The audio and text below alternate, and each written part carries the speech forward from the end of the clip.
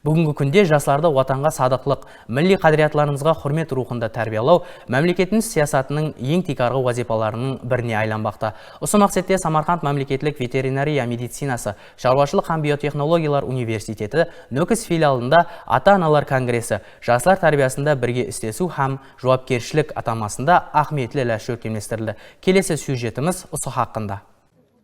Әләждің тикарғы мақсаты білімлендіру мекемесі менен шаңырақ байланысын бекемдеу арқылы студентлердің рухи жетілісуіне ұнамлы тәсір ету. Конгресс алдынан ата-аналар, филиалдың оқу лабораториялары, мәлімдеме ресурс орайы һәм виварилерде студенттер үшін жаратылған заманауи шариатлар менен жақыннан танысты. Әләждің тикарғы бөлімінде глобаласу дәуірінде жастарды жат идеялардан қорғау һәм олардың бос уақытларын мазмұнды шөкеместіруде ата-аналардың жауапкершілігі шешуші ахметке ие екені атап өтілді. Сондай-ақ белсенді студенттердің ата-аналарына миннеттаршылық хатлары тапсырылды. Бүгінгі ата-аналарымызбен ұшырасуда тикарғы мәселелер филиалымыздың бүгінгі күндегі іскерлігіменен жақыннан танысу.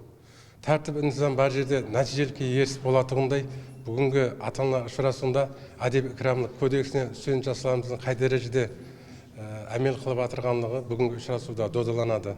Және де өзінің іскерлігімен жәмиеттілік һәм ілім білуін білімдендіру жолында үлгі болып келе студент жастарымыз бүгін ата-аналарына алғыснамалар һәм олар жасап отырған макам құралар жиын ақсақалларына миннеттаршылық хатларын жолдау назарда тұтылған. Сөйбетлесу дауымында ата-аналар бұл сияқлы ұшырасулар перзенттер тәрбиясындағы жауапкершілікті және де терең сезінуге қызмет ететұғынын білдірді. Бұл конгресс әлбетте жәмиет, шаңырақ һәм білімлендіру мекемесі арасындағы бірге істесуді жаңа басқышқа алып шығуға қызмет етеді.